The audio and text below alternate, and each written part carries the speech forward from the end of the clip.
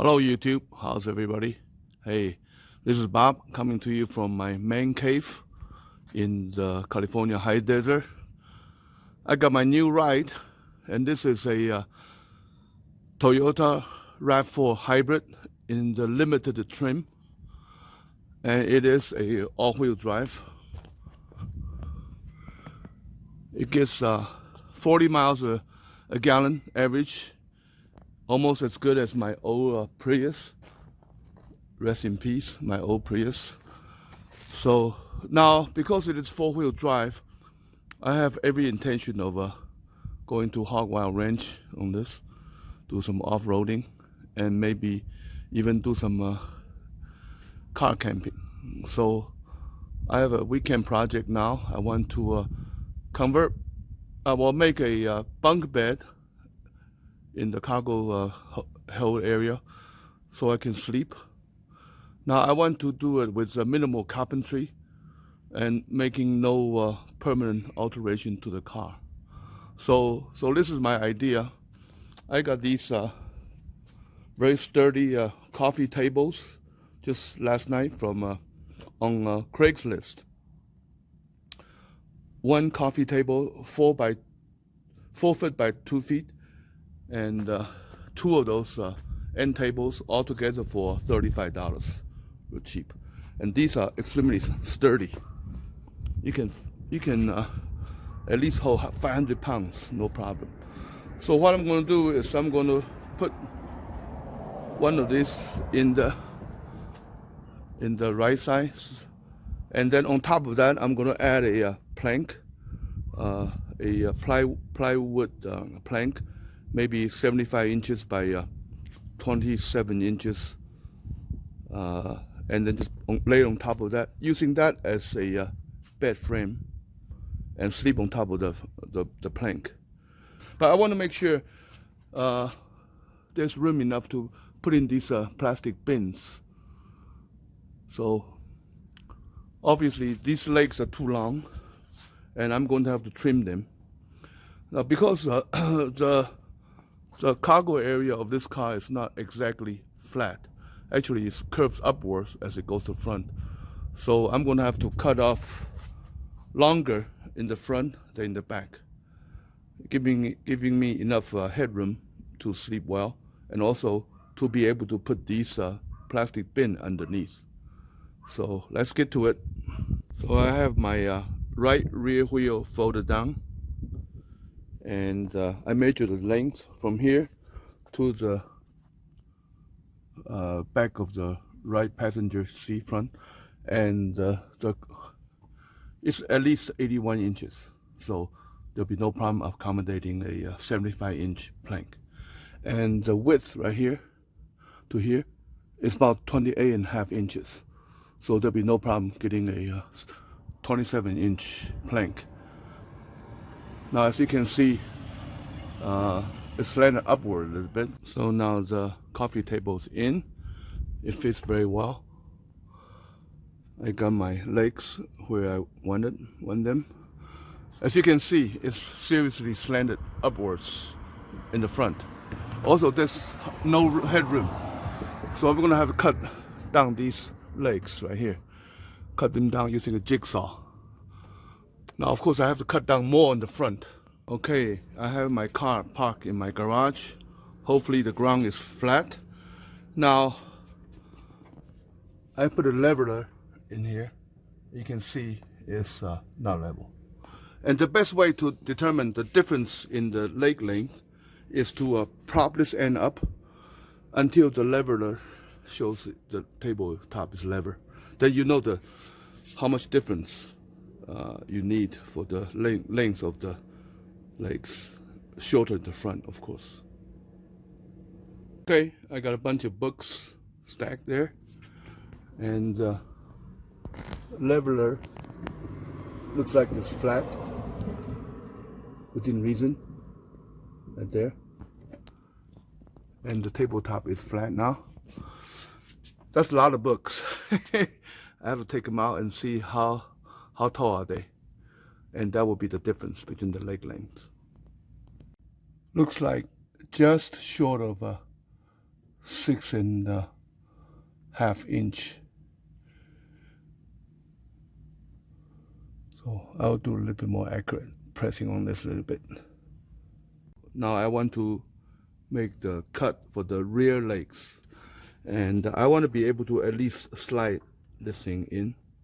So I need to have, I'm going to mark right here, little, so there's some room to spare. Well, I found out that the most I can cut is right here, this much off. Because if I cut right here, I'll have to cut up here for the front, so it won't work. By the way, how do you like my Trump? Do that yesterday. I'm sure you guys seen people cutting wood, so I'm not gonna belabor you showing the video. I'll show you afterwards. Okay, the legs have been cut. In the front, I cut it all the way to here. And in the back, there.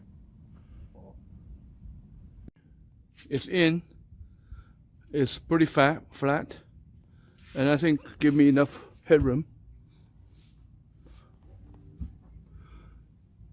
Level enough, and still be able to put these in there. There's another one in there. This is how it looks in the front.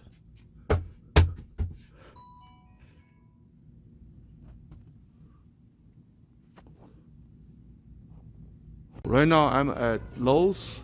I couldn't get any help from Home Depot, so I come to Lowe's. No lumber associate at Home Depot, so I come to Lowe's. And these looks good. These are called hardwood plywood.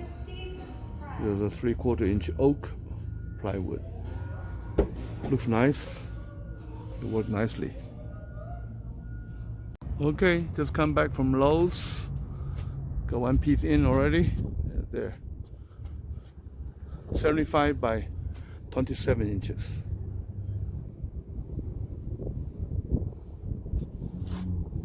Okay, it's essentially done. I rounded off the edges, make it not sharp. And 75 inch plank by 27 inch. Let's see how it looks from here.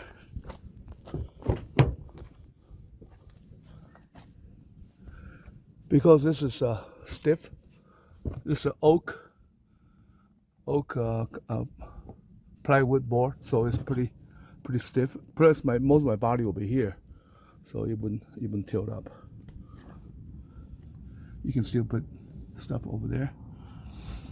The seat is forward a little bit. Put a throw blanket on it, so somebody can still sit here in the rear seat.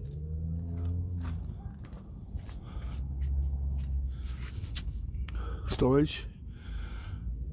Okay, got my trifold mattress, memory foam mattress, perfect size. This is a single size, which is 72 inches by 75 inches by 24.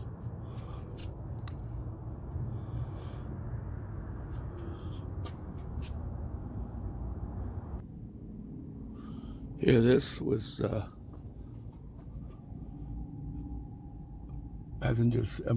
back seat folded down.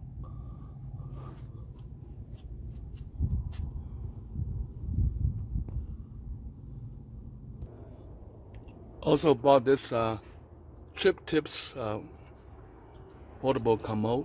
I'll put it together. Here's the portable commode, toilet for camping.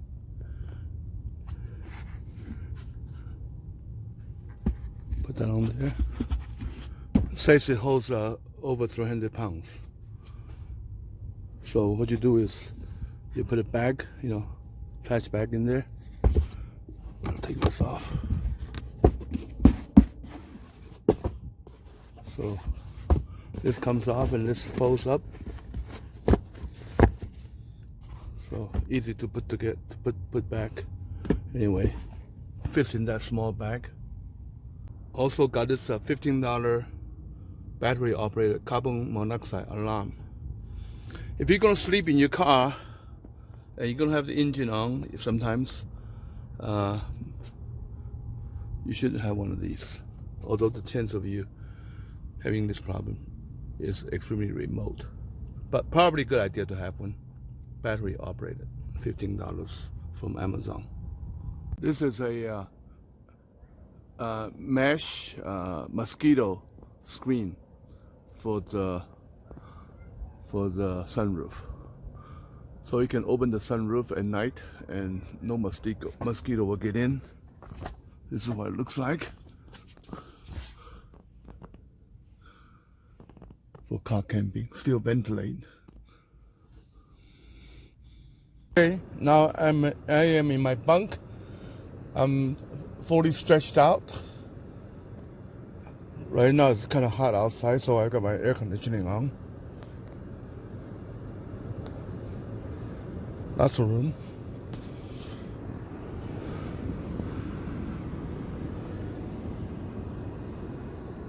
I got the stuff. I got the reflective. I'm gonna use that for cover the windows.